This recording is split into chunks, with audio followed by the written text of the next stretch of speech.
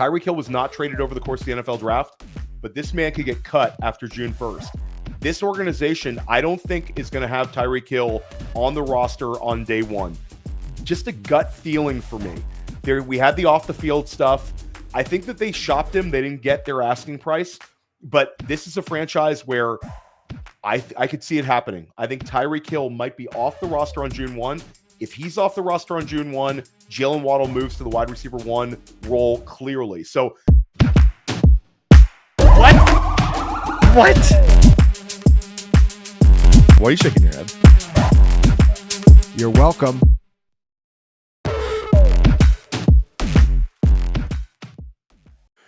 Redraft ends, but Dynasty is life. I'm Theo Greminger, and today I'm joined by a Dynasty Life frequent guest, Garrett Price of Dynasty Nerds. Garrett's been on Dynasty Life several times now. Always enjoy chopping it up with Garrett. We had you on a couple months back, but this is your first time since the show has moved over to FantasyPoints. So welcome, Garrett. This is sort of like peak Dynasty time of year. How's everything going? Are you in a bunch of rookie drafts? Or your rookie drafts upcoming? Like, what's the lay of the land for you? Yeah, a little bit of everything. Definitely in a lot of rookie drafts right now. I've had some that are already done, but I have others that they started pre-draft, and you got a couple of those. And then I have others that are not going to be drafting until late July, mid-August, things like that. So it's kind of all over the place. But personally, I love the sooner the better for me.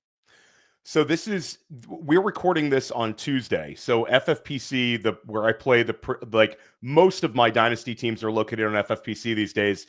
Those drafts started on Saturday. So we are deep into the weeds. I'm on the clock in 4 leagues right now. I have trade offers in a couple of leagues. This is like the unbelievable time for Dynasty managers. It's been going pretty well for me. I'd say that, I'll review some of my drafts maybe next week on Dynasty Life. But when should rookie drafts be, Garrett? Because I'm used to I think that the perfect timing for me is 1 week after the NFL draft. It gives us time to take in the information. It gives us not an overwhelming time for guys to completely learn. You still have an edge if you've been studying up, but it seems like a perfect Saturday to Saturday, have an 8-hour clock, nice and contained.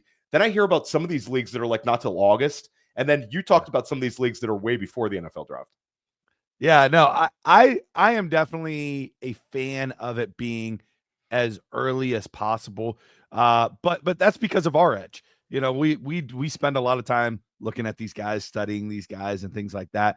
The more time you give everybody else, the more time it levels the playing field. So I understand why people do it. But from a selfish standpoint, I love to do it as soon as possible. And I do enjoy those leagues that draft before the NFL draft, even because it really makes people stick to their guns more so than ever.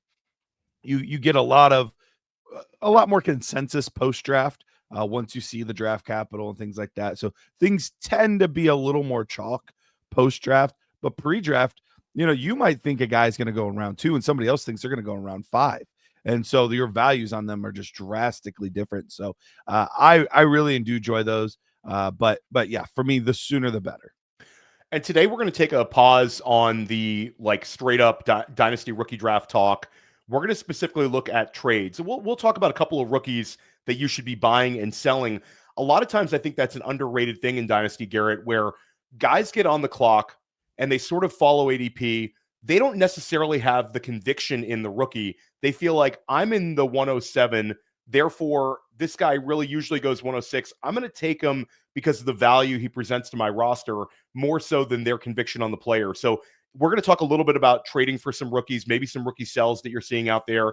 And we're going to specifically talk about a lot of veteran buys and sells. But one thing you're associated with, and pretty much the Dynasty Nerds guys, correct me if I'm wrong, you guys are all Ohio based. And if you're watching this on YouTube, then you could see Garrett has that is a Browns or an Ohio State one over your shoulder. Is that both?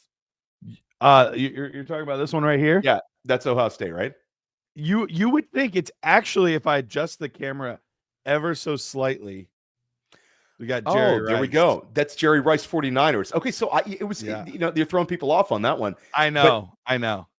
But you are absolutely an Ohio State guy. I enjoy talking to you about you watch all the Ohio State game. I specifically you're a film guy, so you're breaking down games for all of these prospects, but specifically the Ohio State games. Are you watching every single one like live? This is not something you wait till the end of the year to catch up on anything Ohio State related. No, Ohio State, for the most part, I watch all the games live. I might miss a game or two here and there for, a kid's birthday party or, things like that. Hay rides. But for the most part, yes, I watch every single Ohio State game in real time. And but then I go back and rewatch them after, because there is a little bit of a difference between like watching as a fan and casually watching, as opposed to like, okay, let me stop the tape, rewind it again. Let me see what he did here and things like that. Yeah, you can't, like, all 22, you can't replicate just watching the game. And also, when you're actively rooting for something, it kind of changes the trajectory. But for sure, two guys you've been high on in the process, like for a while, Quinshon, Judkins, TreVeyon Henderson. We talked about him last time. We did rookie ranking show like eons ago, but now we actually have the landing spots for these guys. Both of them get top 40 draft capital. Quinshon Judkins goes a few picks before to the Cleveland Browns, and then a few, and that was a spot we had circled. Cleveland drafting a rookie running back was something that I think we expected. They had to go ahead and draft 2 with Dylan Sampson, but then New England drafts TreVeyon Henderson. That's something I don't think the Dynasty community was like, Mike Vrabel is going to get his back. That was sort of a pick that we circled that could have been an offensive lineman, could have been a wide receiver. And instead they go with the weapon that is TreVeyon Henderson. Your thoughts on the landing spots for these two guys? Do they elevate that? Do these landing spots elevate them? Is it purely a draft capital perspective for you with these guys? Your general thoughts on Judkins and Henderson post NFL draft? Yeah, I loved both of their tape pre-draft and what they did on tape. I had both of those guys. I had TreVeyon at 2 for fantasy and Quinshon at 4 for fantasy. So very high on both players. Loved what I saw. And you're right, the top 40 draft capital, I mean, that's legit. You look at a lot of good backs, just even recently, Jonathan Taylor, Breece Hall, taken at the very beginning of that second round. It's a great range to get running back. So when you factor that in, but then you look at where they go. The Cleveland Browns obviously needed a running back. And stylistically, Quinshon Judkins actually comps really well to a Nick Chubb. Now, I don't think he's going to be quite as good as a Nick Chubb, but we've seen Nick Chubb be super, super effective in this offense, even without having a crazy high receiving ceiling, which is probably going to continue to be the case now. Dylan Sampson is probably going to factor into the receiving game. So probably limits Quinshon's ceiling a little bit, but I think his floor is so incredibly high. I think he's going to get a lot of touches on the ground in this offense, and I think he's going to be able to do some good things. TreVeyon Henderson, I still have TreVeyon above Quinshon, though, in my post-draft rankings, even though he went a couple spots behind him. And the reason being is that pass catching. I think he's going to be able to do some very, very good things in the receiving game. And TreVeyon fits Mike Vrabel pretty well. When you look at a guy that does a lot of the little things right, he's great in pass protection. He's going to be a hard runner, even though he's not, his frame doesn't lean to huge power numbers in his game, but he is going to be able to break off some big plays. So I still have TreVeyon over Quinshon. Obviously I have them 3 and 4 now, as opposed to 2 and 4. I did give Omarion the bump with being the first round and an incredible landing spot to the Chargers. But yes, still very happy with both of those guys. Totally fine taking either one of them top 6, 7 or so in the rookie drafts. Yeah, I moved Henderson ahead. I think that Sampson is going to be kind of a pain in the butt. They seem to like him. They used the 4th round pick on him. It's almost like they're trying to protect what should be a really rocky quarterback situation with 2 backs, and apparently they had Sampson pretty high up on their boards. Sampson had a fantastic season, and when you look at Cleveland last year, they were 31st in rushing touchdowns in the NFL. They draft 2 guys that can really find the end zone from a pretty far out, explosive play guys in Judkins and in Sampson. I just wonder if it's going to be a little bit more of a 60-40 than Judkins managers would like to see. Henderson, on the other hand, I'm like super excited about this one because Vrabel was away from the game for a year. He was Derrick Henry's coach for so many seasons in Tennessee. And when we think of Mike Vrabel, it's sort of like this is a real tough guy, a real football player, a very good football player when he played in the NFL, a guy who really values toughness in the organization. You think this is a guy that wants a 230-pound back. He's going to go ahead and draft Quinshon Judkins. Caleb Johnson. Instead, he goes with a Jahmyr Gibbs light type profile where Henderson you can use as a receiver out of the backfield. Those big play home run hitting ability runs that he has in his arsenal playing next to the mobile quarterback Drake May. So I think this is sort of a Josh McDaniels and Mike Vrabel looking at what's working in the NFL, going and emulating that, plus the lack of pass catching weapons in New England, Garrett. I'm absolutely over the top for Henderson. So yeah, I think that Henderson has a chance to get off to a really fast start. But a year from now, if the Browns get Drew Alar or one of these quarterbacks in 2026 class, Judkins is going to be in a great spot. So I'm with you. They're both good players to draft. And we're going to talk about a number of these other rookies as well. This episode is brought to you by Fast Draft. You can use the code Theo. You can also use the code. What's your code, Garrett? Nerds. You can use the code NERDS if you want to support Garrett. Theo, if you want to support Theo. And sign up for Fast Draft. There's some really cool rookie-only drafts in there right now on the app. Go ahead and check it out. But Garrett, let everybody know sort of where you're at. What do you have going on like this time of year when you guys wind down the Dynasty rookie content? What comes out over at Dynasty Nerds? What kind of shows are you putting out? Yeah, it does. Everybody's kind of shifting now a little bit. And, we're introducing the veterans back into our discussions a little bit more than we have been. And so that's why this show's great. But yeah, we're kind of getting into, okay, now how do all of these players fit together? Yeah, you might have one of your rookie running backs running back 4 and the other one running back 5.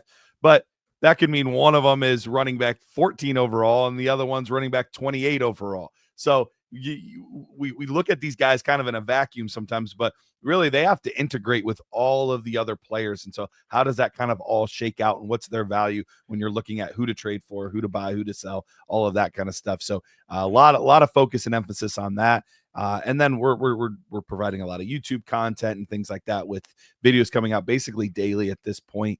So yeah, lots of good stuff, even for your summer months. Yeah, and highly recommend all of Garrett's work. Always enjoy podcasting with him. Really, really sharp guy. And we see a lot of like theoretical Dynasty content out there.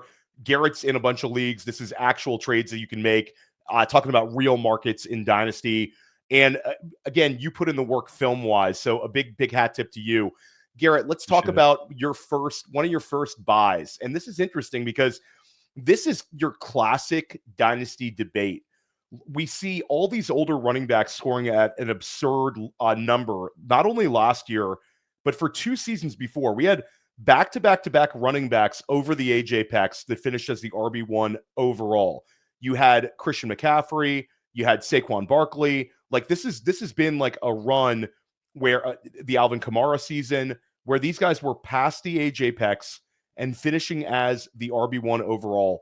Now Saquon Barkley is coming off this absurd season, 2,000 rushing yards, just goes completely nuclear, wins everybody the money in redraft, wins everybody the money in Dynasty, best ball, great pick. And we're back to this conversation where people want to kind of knock him because he's 28 years old. You're saying to go out and buy him. And it's such an interesting one as well, because you really can't drop Saquon that far in your Dynasty rankings, even though he's 28. Once you get to running back 5, you kind of have to have Saquon either at running back 5 or in the discussion, despite the 28-year-old age. So take this one because you got some heat on this one. I did. Yeah. Big conversation on Twitter yesterday. And we had white knights on both sides, like all in on you buy Saquon Barkley as a contender. There's no way, he's too expensive. And look, I can understand both sides of this argument, but here's the thing for me. Here's why I will be a staunch buy Saquon Barkley as a contender. First of all, he's doing some things that we rarely see. And we've already known for a long time that he is a special talent. Like, the questions about his talent and ability have never been there. The questions were always, are the Giants good enough to get him what he needs? And are the injuries going to be too annoying and frustrating for him to really return value? Those are the questions about him.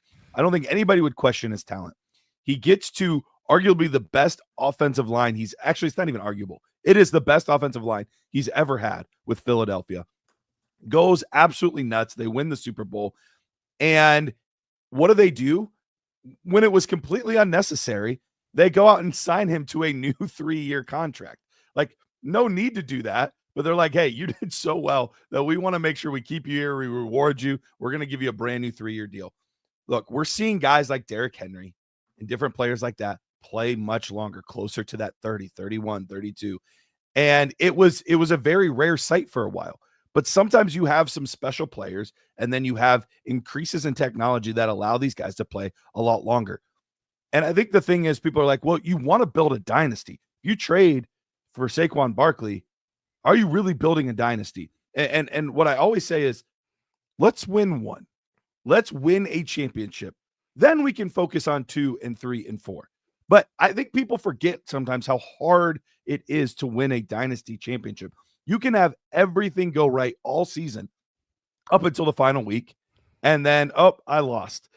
So there's so many things that can go wrong over the course of that process. So I think sometimes we get too forward focused. Let me get a bunch of young guys. Let me get a bunch of draft picks. And there are times you need to do that. And I'm not saying you can't rebuild. You should. There are times you absolutely need to blow up your team. But if you have the opportunity to win, you got to take those opportunities. And I think Saquon Barkley is one of the pieces that you can still acquire at a relatively reasonable price. You're not getting Bijan. You're not getting Gibbs. You're not getting these guys without selling the entire farm.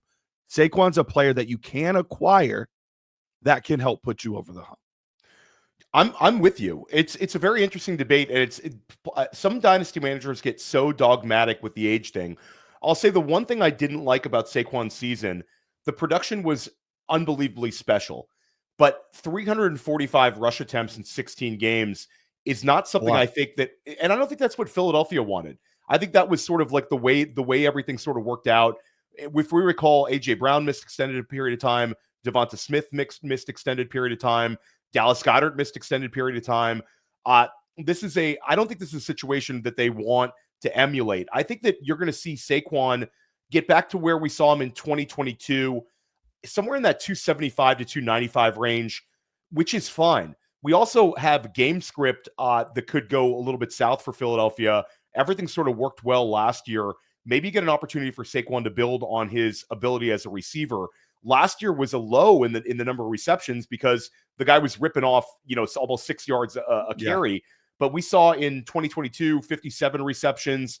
It hasn't really been a Jalen Hurts trait to target his running backs, but maybe another year of familiarity with Saquon in that offense. Basically, my bottom line argument is the signing with Philadelphia extended Saquon's window in Dynasty. If he would have signed with a team that was not quite as good or not a great situation, then we couldn't really be buying him with as much confidence. But I think this is a situation where he's going to ride into the sunset in this organization. The guy's basically in a position where he can win another ring this year. And then it's hard for me to imagine Philadelphia moving on from Saquon next year based on what they did this offseason, Garrett. They had chances to draft really good backs in this draft and have an upgrade from Will Shipley, and they didn't do it. So next year's class, just from a bird's eye perspective, not as many running backs that sort of get us excited. So for me, I think Saquon has a legitimate 2-year window to give you running back one production. And when you compare it to a guy like Devon Achane, who I love, Achane's been my guy, or TreVeyon Henderson, like asking these sort of guys to give you that sort of production over the next 2 years, like Achane, when we talk about him, like just doesn't have the 22 point per game ceiling like we see at Saquon this year. Achane, I think, comfortably slots in 17 points per game. We can talk about a five point gap next year. So I'm with you. Saquon Barkley, if you're a contender, take advantage of the age apex enthusiasts. They're still out there in the streets, no matter what happens in real life NFL, and send an offer. My first buy is actually kind of your neck of the woods as well. We're going to keep talking Cleveland Browns, and I'm going to talk Jerry Jeudy, because I think Jerry Jeudy is in a really good spot here. We thought the whole narrative with the Browns went quickly from Travis Hunter is going to be drafted at 2 overall, and we are going to play him predominantly at wide receiver, to we're trading out of this pick. We're going to get Mason Graham. We're going to get Carson Schweissinger. We're going to get Quinshon Judkins, Dylan Sampson, and then like just basically punt wide receiver completely. The only pass catcher I'm going to add is Harold Fannin Jr. So Jerry Jeudy's just in this spot, Garrett, where Jerry Jeudy is 26 years old. It's one of those things like people don't realize he's so young. He's 26 years old, coming off of a 144 target, 90 reception season, and his target share is going to go up. Elijah Moore is gone, and people are saying Elijah Moore is really not a great player, but he was still an annoying target presence. Elijah Moore had a career high in receptions last year. So Jerry Jeudy, despite putting up this insane numbers, was not a 25% target share guy. Even if the offense takes a big step back, when I look at the makeup of the roster, how does Jerry Jeudy not have 25, 26% target share this year? And then again, next year, like we talked about with Judkins, the quarterback situation is going to get settled. And if it's Joe Flacco as your starting quarterback on day one, I don't hate it for Jeudy at all.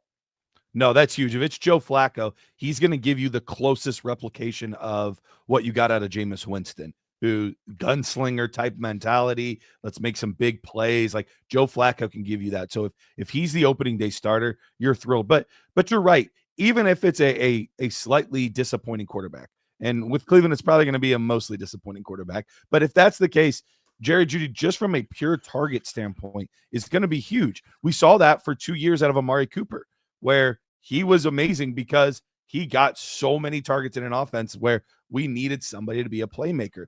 The only other player in this offense catching passes that's even sort of a threat is Tillman. And I would argue Tillman's even a buy as well, because Cedric Tillman had a stretch there for 3-4 games where he was the wide receiver 1 overall. So I think both of these guys are very good targets at their current ADPs, because they're going to have so much opportunity to make plays where other teams are fighting with a lot of other players. There's just not going to be a lot to fight over in the Cleveland Browns offense.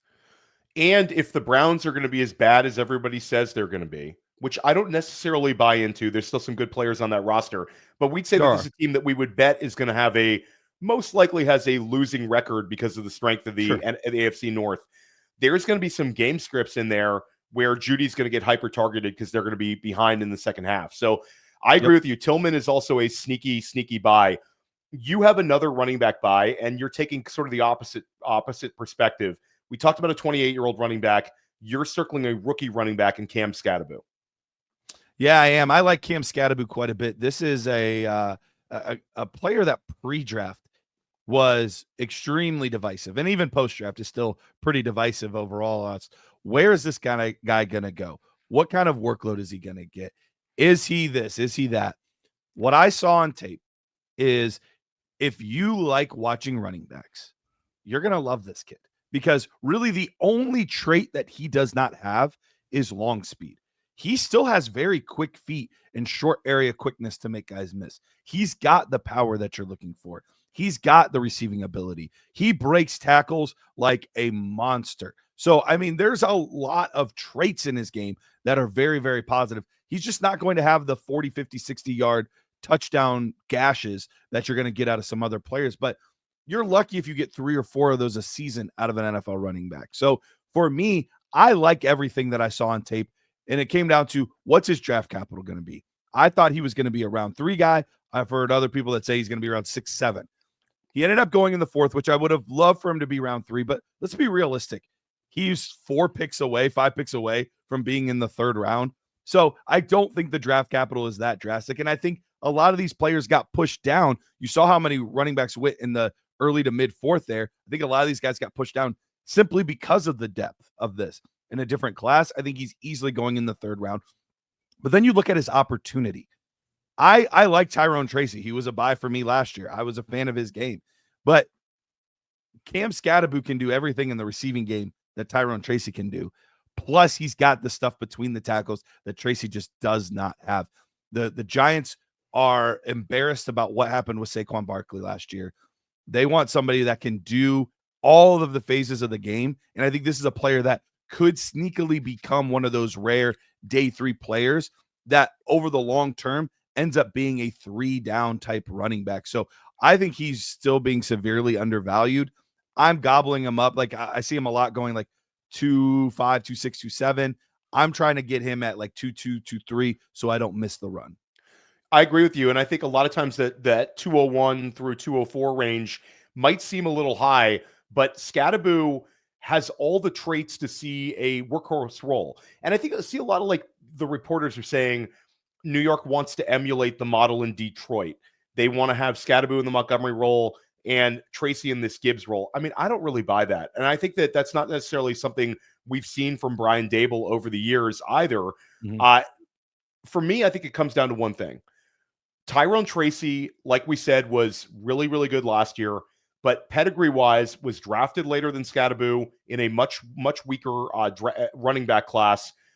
Production-wise in college, it's not even close. You're talking about a converted wide receiver versus a guy who was one of the most productive players that we've seen in that part of the country since Christian McCaffrey. And when it comes to Skattebo, there's one trait that I think really stands out for me. Brian Daboll's coaching for his job. Tyrone Tracy last year had 5 fumbles. Cam Skattebo had 1 fumble last season, despite the absurd volume, and not even absurd volume. Like, he was the entire show at times for Arizona He was State. the offense. So for me, it's Skattebo's ball security. That's going to win him the job.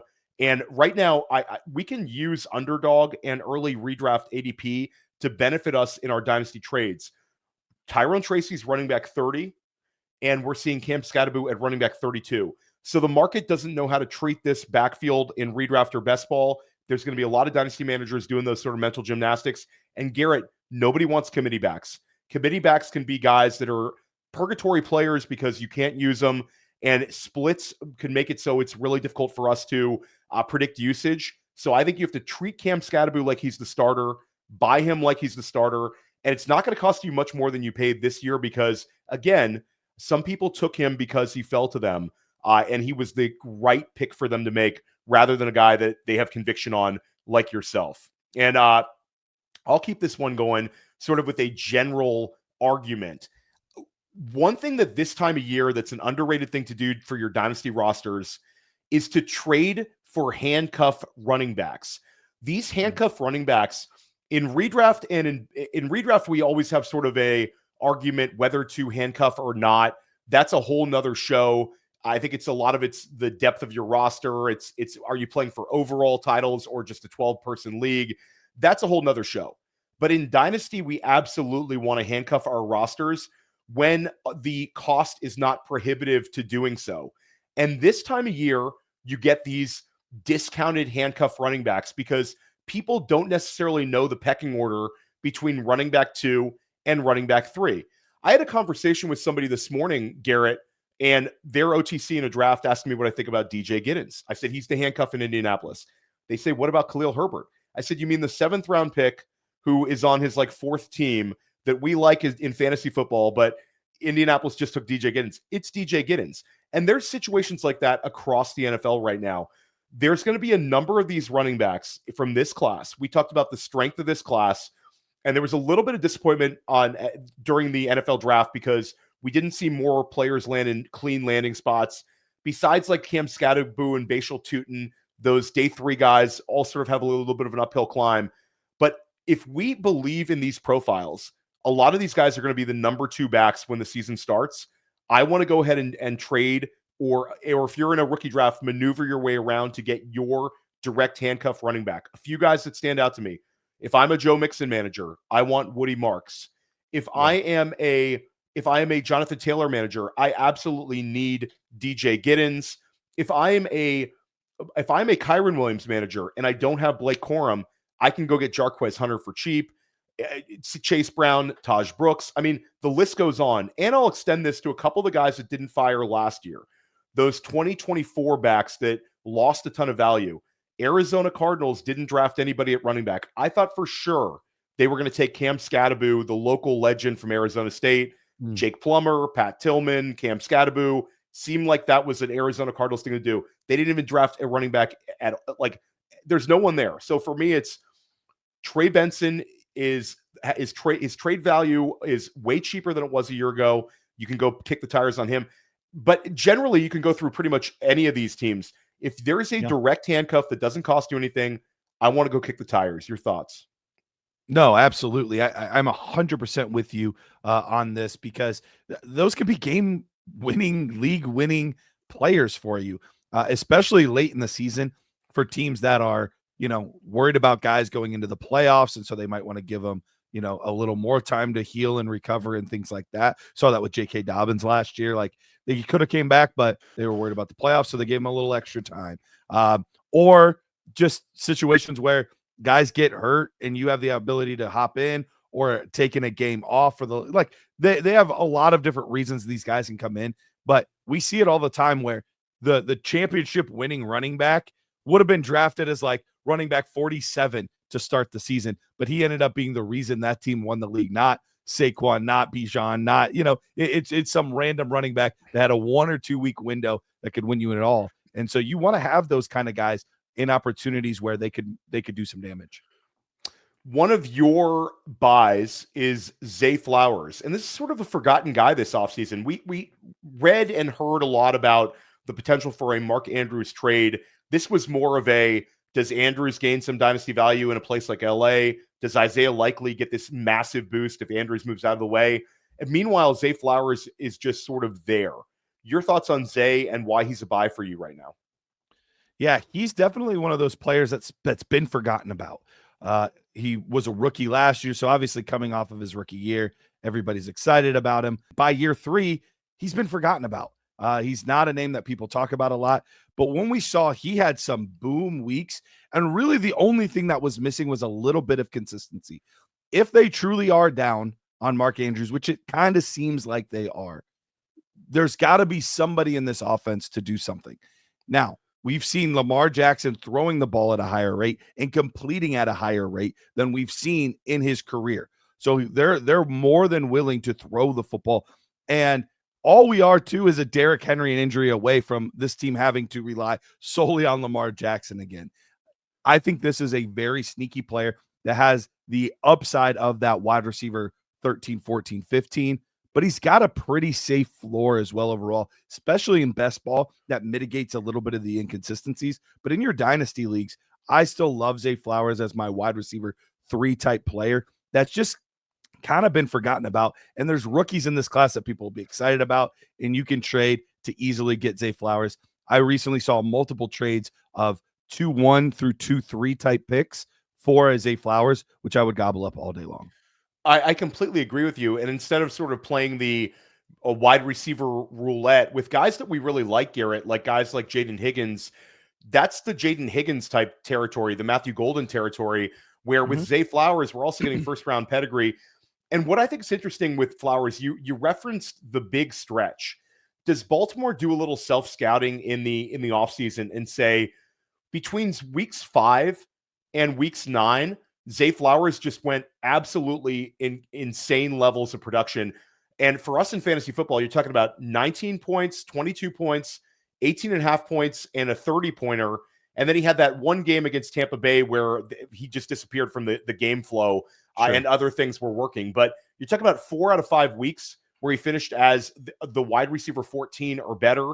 And when I look at his usage last year, people say, the points per game were similar. It was like 12.9 in 2023, 12.3 in 2024. Zay Flowers is just sort of a dude, but the air yards went up considerably and the receiving yardage went up considerably. So for me, Zay Flowers, seeing that increase in air yardage going from 900 to over 1,200, maybe there's a little bit more room for him to run in terms of being a downfield threat.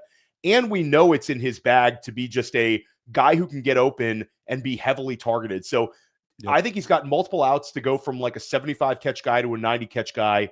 And he's also got outs to go from a 1,200 air yards guy to a 1,500 air yards guy. I like that sort of flexibility. And it's an offense that we really, really trust. I'm with you. And I'll keep it going. I'll throw these two guys sort of in the same bucket. DK Metcalf and Jaylen Waddle. And I'll say for me, this is a contract insulation argument where these guys, when it comes to DK, he's certainly regained a little bit of dynasty value in Pittsburgh, but not as much as he should have because the quarterback situation is a complete mess. If Aaron Rodgers signs with Pittsburgh, then DK Metcalf is going to see a big increase in terms of dynasty trade value. But even if Rodgers doesn't sign, the amount of money they gave DK Metcalf, and they didn't take a running back, they didn't have a second round pick, but they didn't take a running back until round 3. So there's a lot of Caleb Johnson love out there. But at the end of the day, this is DK's offense. They gave him 4 years, $132 million contract. I understand the Arthur Smith narrative, where Arthur Smith is a guy who sort of doesn't target his wide receivers. I think the maximum target's somewhere in the 115, 120 range. But when it comes down to it, Mike Tomlin is the voice in the building. And if DK Metcalf is their best chance to win, then they are going to take chances downfield and play action deep to DK continually. Red zone DK continually. They're not paying him this sort of contract for him to get low-end wide receiver 2 usage. You're talking about big, high-value targets in the end zone and downfield, 2 places DK can win. He's only 27 years old. The other player with contract insulation is Jaylen Waddle. Jaylen Waddle signed that big deal last year. And Garrett, the market for Waddle has just gone way downhill. People are really punishing him for last year. But there's a couple of outs here. Jaylen Waddle is a guy that we saw have 3 really strong seasons, 1,000 receiving yards in 3 straight years. If a guy can come out of the gate as a rookie and give you 3 straight 1,000-yard receiving seasons, he's good at football. We've seen Jaylen Waddle win in multiple ways as well. And last year was sort of the nightmare situation where Tua Tagovailoa missed that big portion of the year. The offense never sort of got it together besides Devon Achane and Jonnu Smith. So for me, Waddle has both those outs just to positively regress and get back to what we saw in the first 3 years of his career. And then I have that other out, Garrett. Tyreek Hill was not traded over the course of the NFL draft, but this man could get cut after June 1st. This organization, I don't think, is going to have Tyreek Hill on the roster on day one. Just a gut feeling for me. We had the off-the-field stuff. I think that they shopped him. They didn't get their asking price, but this is a franchise where I could see it happening. I think Tyreek Hill might be off the roster on June 1. If he's off the roster on June 1, Jaylen Waddle moves to the wide receiver 1 role clearly. So I have multiple outs for Waddle to regain some of his value. Your quick thoughts on Metcalf and Waddle? I especially love the Waddle one. I think we've seen him do this, and he's still such a young receiver in this league. I think his value, like, what's the risk at this point? I think the value is just so low on him that if you buy him and bust, oh well. But if he gets even close to what we saw early in his career, that is just a massive, massive win. So I'm good with DK as well. I don't have any strong opinions for or against it, but I really love the Waddle one. I think that's one of the biggest buys in fantasy right now. Yeah, I mean, Waddle is cheap. DK is going to cost you a little bit more than Waddle, but neither one is going to cost you too much. It's worth kicking the tires on, Garrett. People are scared to death of this Pittsburgh passing game right now, but I really doubt that we're going to see them go into the season with Mason Rudolph or Will Howard behind center. I just don't see it. Sure. Let's talk about some sells. I'll start out with one that I think is a clear one. Right now, there is no wide receiver 2 of note in Dallas. And Jake Ferguson is back to being this possible number 2 target on the Dallas Cowboys. And Ferguson is a guy that we saw have a strong 2023 and gain a bunch of dynasty value. He was a second-year tight end who had a really big year. And it was just sort of the fortunate situation of playing alongside Dak Prescott, a guy who really targets the tight end position more so than hey, this guy's really, really good at football. You also have the sneaky threat behind him of Luke Schoonmaker maybe taking this step in year 3. I don't necessarily see that, but it's still a factor that I think could happen. Maybe Schoonmaker takes just a slight step forward in terms of his usage. And then you've got if Dallas signs a wide receiver or gets traded, a wide receiver gets traded to Dallas, Ferguson's outlook goes way, way down. So I think there's a bunch of outs here where selling Jake Ferguson right now, taking advantage of the narrative and the situation is your best bet. He's not a guy that I think is elite by any means, and I'd be comfortable pivoting off of Ferguson for rookie picks next year. I'd be comfortable pivoting off of him for an older tight end that I know is going to score. I had one league where I traded a Ferguson for a Jonnu Smith. That's something I can get behind all day long. That. Yeah, so I think those sort of trades are out there because of the age of Ferguson and sort of this role. Yeah, Ferguson's definitely if you want to trade any tight end, honestly, any tight end that's going to live in that tight end purgatory range, I'm fine with it because really outside of Brock Bowers, Trey McBride, then you could make the arguments for like a Sam Laporta, TJ Hawkinson. And then, you have the older guy in like George Kittle. But you have this range of tight ends where tight end like 6 or so in Dynasty versus tight end 16 in Dynasty are all virtually the same player. There's not going to be much. You're going to have probably at most 1.5 or so difference, 2-point difference between those players. And so if I can get value on any of those kind of guys, I'm willing to do it because it's just such a hard bet to figure out which one's going to be good on any given week, that if I'm going to trade for a tight end, it's going to be because I'm trying to enter that tier where I don't have to worry about it anymore and it's set it and forget it. I don't want to be in that tier where it's murky and I'm moving guys in and out each week and I'm picking the wrong guy in the wrong week. Like if I'm going to make that deal, I'm getting an elite guy. So I'm fine selling anybody in that range. Your first sell is one that we've talked about before. Guys coming off an unbelievable season. We're talking about James Cook. And we talked in the pre-show about this. This is like a continual conversation. James Cook had like one of the weirdest seasons ever. The snap rate and the production just didn't really match up. James Cook was like a 50-60% snap rate player a lot of weeks, and he ends up with the second most touchdowns by a Buffalo Bill in any season besides O.J. Simpson. So this is like, if that's not a sell, then I don't know what is. Then you factor in there's that contract situation sort of lingering over James Cook's head, where apparently the teams are pretty far off. This looks like a holdout to me, Garrett. It very well could be. And I think, going back to Narrative Street for a second, he's another guy that looked like a winner in the draft. They didn't draft anybody at the running back position. So, all signs point to, hey, everything's good. Everything's great. I think this is the time to get out, even if he has a good season this year, and which is possible. We know if guys hold out, that's never good for their value that season. We've got case after case after case. But even let's say he comes in and he has a good season this year, what's going to happen after this year? This doesn't sound like a scenario where the Bills and Cook are on the same page. And if he goes anywhere that is not Buffalo, I have a hard time believing that he is going to get a feature, like a true featured back 3-down type role.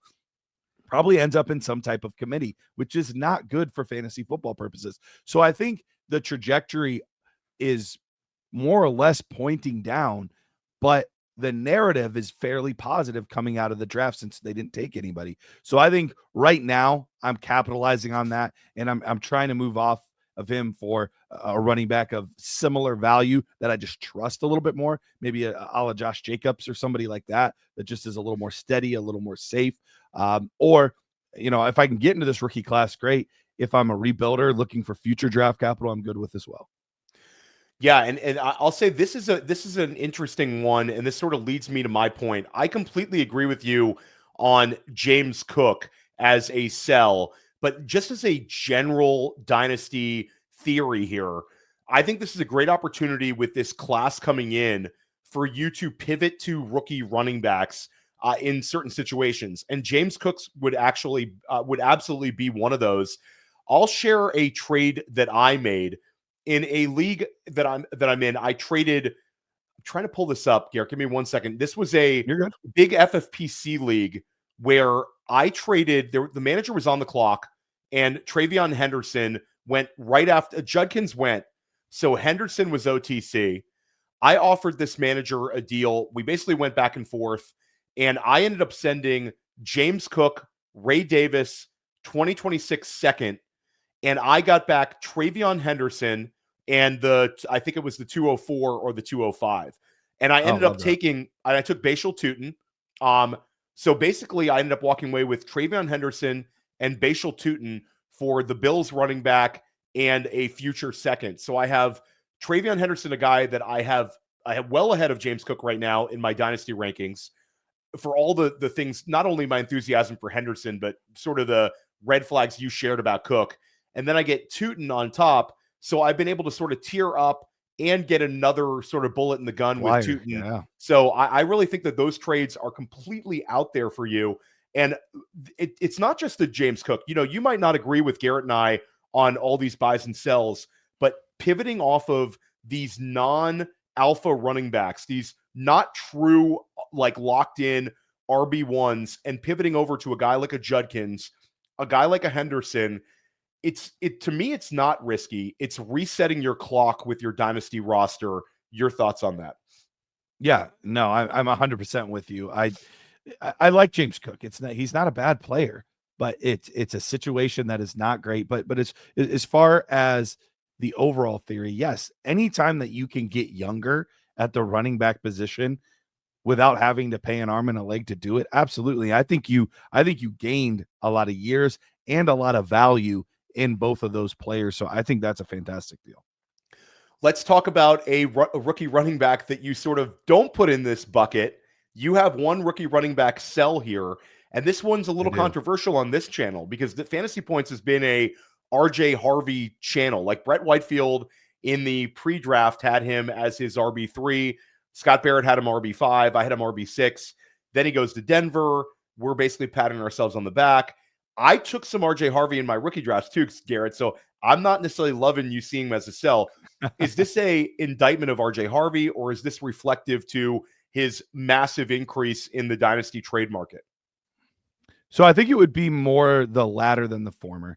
But here's the thing. So I did some research because I wanted to know, I got curious with when guys have a huge ADP influx post-draft, how good do those players typically perform? And I don't want to give everything away because we're actually talking about on the Dynasty Nerd show tonight, so I can't give away all the secrets of it. But basically, more or less. Well, this one, guys, I'll say this show will not be released tomorrow, so you have a little bit of wiggle room here, probably 2-3 days, Garrett. So you're good to go. Okay, then we're probably okay. All right. So basically, more or less, I went and looked players that with our pre-draft ADP versus our post-draft ADP, what was the difference? And so I wanted to see, I went all the way back to 2019 because that's where I started to trust the ADP a little bit. Before that, it was a little bit of the Wild West in Dynasty. So when did we actually start to really understand values and, have a better feel for Dynasty as a community? Felt like right around there was about right. So took from 2019 all the way through now, looked at every single draft class, evaluated pre-draft ADP versus post-draft ADP, and looked at the difference between when they were selected. So players that were selected within 5 spots of their original ADP overall, and I'm talking any position, players that were drafted within 5 spots of their ADP had about a 3 times more likely rate to hit than players that rose or dropped 5 spots. Now, the drops are obvious. These are players that went way later in the draft than we expected. I think everyone would assume that those players aren't good. But the ones that rose, that's kind of where the interesting thing is, because these are guys that probably increased draft capital or increased in the likelihood of them being able to play early because of the landing spot or a really good team or something like that. So if I'm going to be 3 times less likely to hit on a running back, that makes me very, very nervous. And while I'm talking about it, I didn't want to give away too much, but now that I know that this is like going to be going out a little bit later, I feel like I can share a little bit more. Yeah, you keep a little gas in the tank if you want for the show. We'll definitely tune into that one and hear about it. But I think you make some interesting points. You definitely make some interesting points here, Garrett. I just think the situation's fantastic, and they passed on other running backs that you really liked to take this RJ Harvey. And I'll say that the one out that provides Harvey a real floor is Denver last year was 4th overall in running back targets. The year before, they were 1st in running back targets. Javonte Williams was 5th in running back targets. He's gone.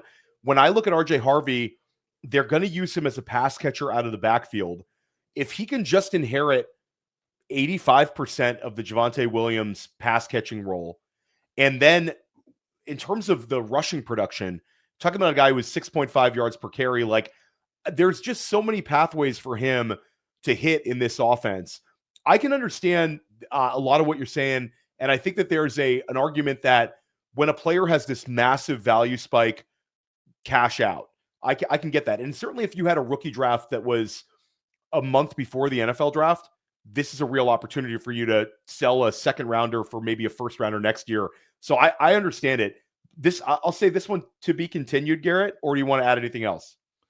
Well, real quick, the one thing that I will say for you guys is if you had him very high pre-draft, I'm fine with sticking with your guns. Like, I have no issue with that. My issue more comes like for somebody like me. I didn't have him as high. Now, he was in a group of players that would have been roughly about running back 9 to 14.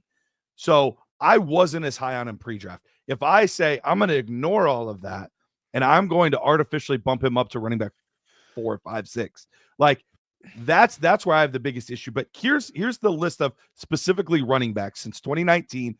These guys all had a post-draft ADP inside the top 3 rounds. I didn't want to do anything later than that because you don't expect any of those guys to hit. But here's the names: Alexander Madison, Kamani Vidal, Darwin Thompson, Tyrion Davis-Price, Tyrone Tracy, Damian Pierce, the biggest outlier, James Cook, Hassan Haskins, Elijah Mitchell, Trey Sermon, Clyde Edwards-Helaire, Keyshawn Vaughn, Ramondre Stevenson, Kendre Miller, Joshua Kelly. Those were the guys that had a +5 increase in draft capital post-draft. It's certainly not a list that gives you any sort of confidence.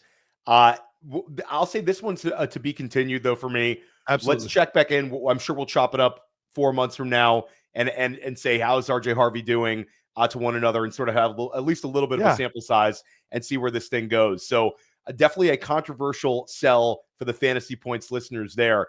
I'll say for me, I'll go with 2 big veteran name running backs. Get your opinion here. Kyren Williams last year has 321 carries, 316 carries, like ridiculous amount of volume for a back with his profile. Talking about a sub 200-pound running back getting that sort of workload.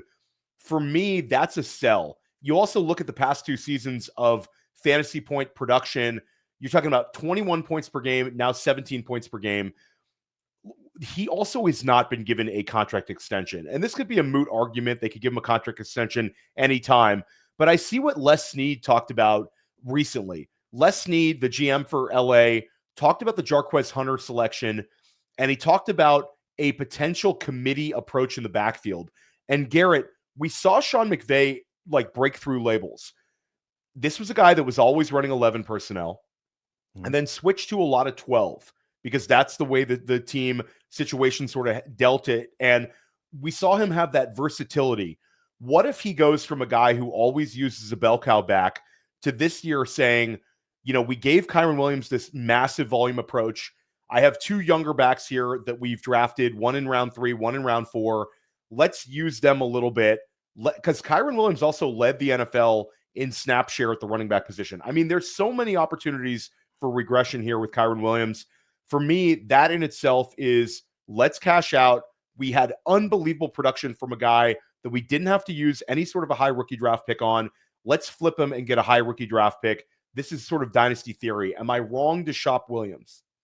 No, not at all. I look, and this is coming from a guy that liked Kyren as a guy that came out. Like, I was high on him, and then after year 1, I was like, oh no, I was really wrong. And then after year 2, I was like, oh, okay, feel a little better now. But Dynasty is all about windows, and is knowing when is the right time to capitalize on a window. If you sold early last year, you're like, dang, that stinks. Like, he had a really good season. But when you look at a lot of the metrics, he wasn't nearly as efficient as he was the year before. There's a lot of things leaning to like, okay, they spent a 3rd-round draft capital. Now they spent a 4th-round draft capital on another running back. Could this be, maybe it's just an indictment on Blake Corum. Maybe they didn't like him as much as they thought. It's genuinely possible. But it's more than likely that you're correct, where they say, is it really best to take a smaller running back and give him this type of workload game after game after game after game? Or would we be better cutting his snap share, cutting his workload so he can be more fresh and more efficient with his touches? I think both things can be true. I think he could still be a fine running back, but still not return the value that you would get for him right now. So I have no problem selling Kyren Williams. And then my last sell, this is one that's going to give people some pause here, but Jonathan Taylor. And when I talk about the redraft and best ball markets, Garrett, and influencing this sort of an argument, I was in a draft for the Athletic last night, and we saw Jonathan Taylor go off the board at the 205. I was in another draft where Jonathan Taylor goes inside the second round, and in FFPC early ADP, they've had since the NFL draft happened, I believe there's been 8 or 10 drafts. You've seen Jonathan Taylor in redraft go at 19 overall as his average ADP. So for me, people are putting a lot of emphasis into how Jonathan Taylor finished last season, thinking that this is just the way that's going to be to start the year. Jonathan Taylor, when I look at Taylor, this is a guy that played 14 games last year, played 10 games the year before, played 11 the year before. I think people are very fixated on that 2021 perfect season where he was the RB1 overall, averaged 22 points per game. But since that, there was a 13-point per game season, a 15-point per game season, and then last year, to his credit, 17.6 points per game, but a lot of it was extremely backloaded. For me, if I can get somebody to treat Jonathan Taylor like he's anywhere near the range of the big 3 to big 5 running backs, that's a pivot that I'm willing to make all day long. I get it. Jonathan Taylor is an unbelievable runner. This Colts offense has some issues, and this is a player that I think is not a perfect top 5 running back type in Dynasty. I think he's more of a low-end RB1 at this point in his career, and I talked about some of these pivots. I think I could get TreVeyon Henderson and another potential older running back on top from some managers. I think Jonathan Taylor just has that name brand that people are willing to overpay for, and I think I can benefit from that by trading him. And I think I would agree with the last part that you said there specifically. If I could get somebody to overpay, because right now you do have to have, if you're a contender, you have to have the horses in the stable to be able to contend. Like you have to have the guys that can get you 16 to 18 to 20, hopefully, points per game at running back. Like you need at least one, if not multiple of those kind of guys. But I never have any problem selling a running back if I think we have hit absolute peak value and there's nowhere to go but down. So any running back, like even though I was pro Saquon Barkley before, if you think Saquon Barkley is not going to be able to replicate what he did last year to an extent, like I'm not expecting 22 points, but even just in the 20-ish point range, like if you don't think he can do that, sell as fast as possible. Like these are declining assets. I have no problem with any running back selling them, but it's all about what is the price point. So if I can get somebody to pay plus value for Jonathan Taylor, then all day, give me TreVeyon Henderson. I'll wait a year or so for him to really get acclimated, and then I'm going to hit the ground running. So I'm totally fine with it if I can get that plus. Yeah, it's always the plus, and being able to tier up from a big name brand. Necessarily just trading like for like doesn't help me.